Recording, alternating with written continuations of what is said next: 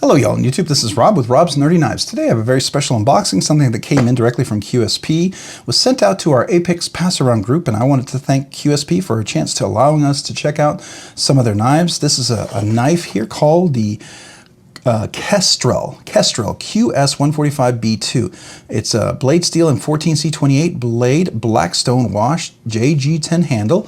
All right, let's take a look at this here. This is the, again, Kestrel. Interesting name, huh? All right, we got our typical little stickers, which is cool. We've got our little, wonderful little insert here, and this is, let's see here, overall the blade, it's 6.875 inches, so it's a shorter knife, 14C28. Here we go, it looks like a liner lock. All right, so let's take a look at that. Here we go. Nice little cool knife from QSP. I like their stuff. They got some of the best bang for their buck out there. I'm just going to put this over here to the right. Let's put it over here a little further. All right, so this is the Kestrel. All right, so we got, ooh, a milled, looks like a milled, is that milled titanium? I got to look at that up. Is that a milled titanium clip? Hold on, let me get that little sheet out here again.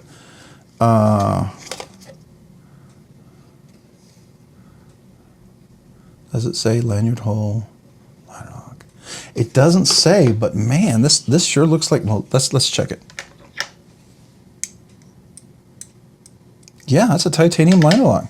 Titanium mill pocket titanium clip. That's nice. Really cool. All right, JG10, I like that. I like the speed holes here. That's really cool. Nice touch. I do like that. And I like how they snuck the screws in. I do wish these were T8s. Definitely T6s. You can tell T6s here. That might even be a T6 there as well. Let's take a look at that real quick. All right, so I'm pretty sure these are T6s. Yeah, so just real quick, T6 right there. T6 there. Let's see, is this a T6? No, that's going to be a T8. T6, yeah, T6 right there. And we got the T6 over here. Yeah, T6. All right. And then let's just double check the T8s. T8 right there. Yeah, T8. Okay, very good. Very good. So T6, T8s. I mean, you know, for budget line, and we'll see how much this is going to run, we'll have to see. But I like the titanium milled clip. That's really cool. That's really nice. It has better flexibility. It's chamfered, but it looks contoured. It creates a contoured sort of scale. Nice thick scale. Let's see, I bet these are steel liners. Let's just confirm. Yeah. Yeah, steel liners. All right. I want to make sure it wasn't titanium. It is a flipper. You got a thumb studs. Pretty centered there for the blade. That's nice. Yeah, definitely very centered. Really cool. I do like, it's nice and rounded corners. There's nothing sharp there. It's got a little swedge on top. We got a nice jimping up there. Oh, and there we are. 14C28N. Okay, that's a steel. All right, let's give it a flip with the thumb studs.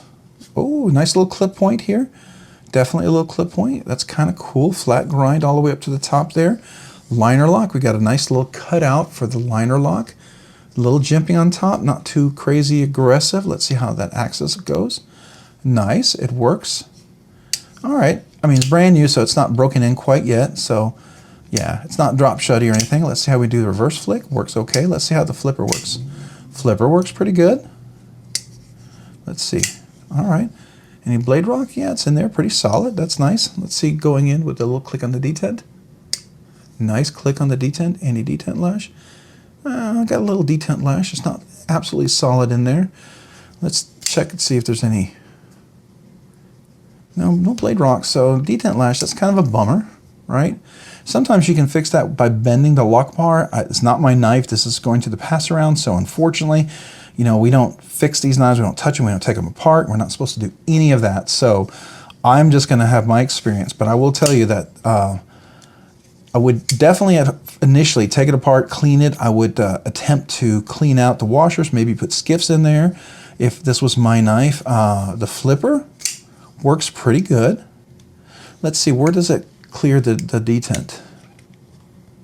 All right, so you're cleared right there, but it's not quite drop shutty. I would definitely put some oil in there so it could start dropping. You definitely have to shake it quite a bit. The only problem is when it does click in, yeah, you can see that detent lash. It's definitely not solid in there. So sometimes that can be, You know, you can bend the bar where you do, you know, you kind of put a little bow in the middle, but you still have to push down, and that means it moves the ball. So let's say here's the hole, and let's say the hole is too much in the center, there's room. You move it closer to the edge, and it's touching the edge, and so then it's not going to lash around. And that's kind of a minor adjustment. I've done that to some of my knives, and it worked. But this is not my knife, and I'm not going to adjust it, so we're going to leave it as is. Okay, the reverse flick is a little bit better now, starting to break in a little bit. Not surprising with a Blackstone wash PVD on top of there. Probably will get better and better, for sure. And there's no blade. I was hoping that'd be blade rock and I could just tighten it, because that sometimes explains the detent lash. That's a bummer. Definitely dead center. Really nice budget steel 14C28N. Let's see, I got medium to medium large hands. Okay, so I'm definitely over the edge right here. So this is on the smaller side for maybe smaller hands, or if you want to be a 3-finger knife. Can't really choke up on this. The trigger right there with the flipper, it doesn't really work. So I'm definitely over the edge. Extra large hands, you're going to be way over the edge, or over here like this, double extra large, it's probably going to be a 3-finger knife. So it might be a little too much on the smaller side for folks. Definitely could be something like for my wife or my kids, if smaller hands, you know, they might like that. But yeah, definitely not my cup of tea. So we got a little lock stick, but you know what? Let's see. Oh, okay, we do have lock stick. Now let's see how much is that locked up. Let's take a look at that. So we are at, can I see that? We're at, well, it's typical of QSP. I've always had this issue. Their lock bars tend to be pretty close to max. So this one's going to be at 70, almost 80%. I had a bunch of Nimble X's that I got that came from EMP EDC. They were made by QSP, and I had 2 of them. I couldn't deal with it because they were just over the top with the lock bar. Well, I should say one of them was like at 90 to 100%. The other one was at 60%, and it was doable, but I mean, I still feel like 60% is kind of high. Yeah, it's still got a lot of lock stick on this one. Maybe that'll work itself out. I don't know, but that's kind of disappointing. Yeah, that's very sticky. Very sticky. I'm not digging that. It's sticky both ways. Let's see if we go straight. No, it's still sticky. Okay, so let's flick it open. You can listen to the mic. You hear that? Let's do it again. Hear that? That lock stick is there for sure. Flipper works okay. Yeah, it's quite a little bummer. I like the shape of the handle. I really do. This handle shape is nice. If this was just a little bit bigger, I mean, let's see what we're looking at. A blade's under 3 inches. You know, I mean, I guess that's the benefit. It'd be legal in some places. But man, that lock stick, you know, steel on a tang. Now let's look at this. Could the lock bar itself be? Is there a chance that it was? Oh yeah. Okay. So they painted or coated or PVD the lock bar on the inside, and that's probably going to have to wear off before that lock stick works its way out. Now, if this was my knife, again, when I took it apart, I would probably try to sand just that little part just to get rid of that paint so the lock stick wouldn't just keep going, because that's annoying. Because when you put PVD on either the tang of the blade or the tip of the lock bar that engages on the tang of the blade, it's like removing carbidizing. It's like, it makes it very sticky. So it may get better, I'm sure. It may get better, but you know, right now it's kind of a bummer. Yeah, that detent lash is not. It would be enough for me to return the knife for sure. I wouldn't even want to mess with it. So that's just me. But you know, I don't know if these are prototypes, and if they're prototypes, I got to be a little more gracious, right? If this is a prototype and we're not actually seeing the finished product, then that's fine. I will confirm with the Apex group. But if not, then you know, it's kind of a bummer. We didn't get a good one here, and everyone's going to have the same experience if they notice it. But I certainly did.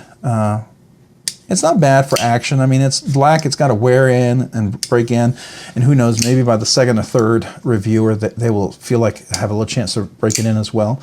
It's definitely a cool looking knife. I like the look of it. I like the JG10. I've always liked JG10 on black. I think it's kind of a nice look. I have several knives with that similar look. I think that's cool.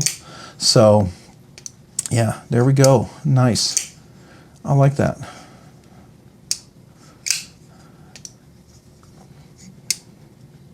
Yeah, okay. Well, I mean, you know, we're gonna review this and see how it goes, but we'll see. we'll see what goes on here. So let's see, let's take it for what it is and see if it breaks in a little bit. I definitely have a few things that I like. I mean, I like the chamfering all the way around. That's really nice. Rounded corners is really good. It's, it's a small flipper, but the flipper works. It works well, right? The liner lock engages and disengages well. I mean, it definitely has to break in as far as the detent ball on the blade as well. It's definitely moving down a little bit better, but it sure would be nice to see that that black stuff that's on the end of the lock bar here, the liner lock, would be cleared off, so we're not getting that lock stick from the material that's on the lock bar engaging with the tang. The tang was, you see, polished and everything, but the tip of this bar was not, which that's the only thing I can describe it, because when I look at it here, and I don't know if you can see that, let me see if you can see it. Let me get the flashlight. Can you see that lock bar? I don't know if you can see it. It's got like black paint, PVD, whatever this is, DLC. Yeah, it's on there. And I suspect that's what's causing it to stick. So I'm going to give it the benefit of the doubt that once that wears off, the stick is going to go away. Hopefully other Apex reviewers of this knife will find that to be the case when they get it. And by that time, it's worn away because people have flicked it enough. So we'll see. But that was one of those things that I would take it apart first and check. But I don't like the detent lash at all. I mean, can you still use it with it? Yeah, you can. It's just, to me, that's you could call me nitpicky, but I find that important because sometimes if it's a little now, it's always going to be a lot more later, right? As more wear breaks in. I always feel like that's, you see a little now, it'll be a lot later for sure. So first impressions are a little bummer, a few things that I was disappointed with. This is definitely a smaller knife and not something I would probably go after. The jimping is nice up here. I like the clip point. The flat grind is really nice. Let's look at that edge. Is it pretty sharp and pretty even? Yeah, the edge looks fairly good on both sides. Pretty even. That's nice. It's definitely, is this? Yeah, it's a flat grind, right? Yeah, it's a flat edge, right? It's not a hollow grind, is it? Let's feel that. No, it's a flat grind. Okay, so there you go. I do like that. All right, interesting little knife. Interesting little knife. This is the, what do we call this again? Make sure I say it correctly. This is the Kestrel, QS145B2. So this is the Kestrel, all right? Interesting little knife. Good experience, I think, to try this out. I appreciate, again, thank you to QSP for allowing us to try this out.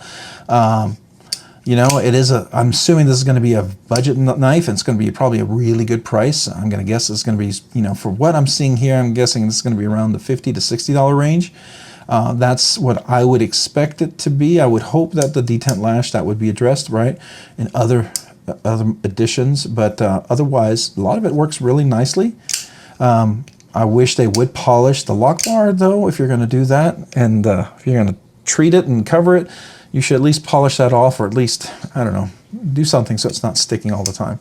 Because that's kind of unfortunate, because that tends to be a negative first impression. But again, a nice smaller knife. I do like the contoured shape of this. I think smaller hands might feel it might be too thick for the size. For my hands, this is a nice thickness on the bar, but it's too small of a handle, just too small of a handle. If this was just a little bit longer, this would be great. This really would be. I like that the clip is rounded, it's milled, there's no sharp edges there, mostly. It's got a little edge there. Let's see if we squeeze it. It's okay, yeah, I mean, I can feel it.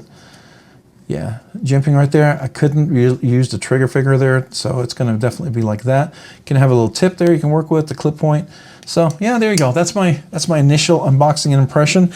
We'll do a full review, assuming that this is how it is. So if you guys have any questions about my review upcoming, please feel free to comment down below. I do try to reply to all the comments and try to engage with you guys. I do appreciate it. If you have any ideas for my future review of this knife or future Rob's Ramblings, I'd love to hear from you. I appreciate that. It's one of the things I really enjoy about this channel. I get a chance to talk to you guys, and you get hopefully a chance to talk to me, and we can have a conversation. So that is always great.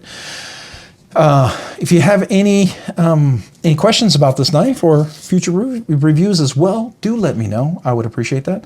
Hey, if you found this content fun, interesting, worthwhile, entertaining, and or informative, would you please consider hitting the like button down below? If you've already hit the like button, would you please consider hitting the subscribe button? And if you've subscribed and liked the videos, I really appreciate that. It really helps the channel a lot. It allows me to produce more content, get more opportunities, more things to do.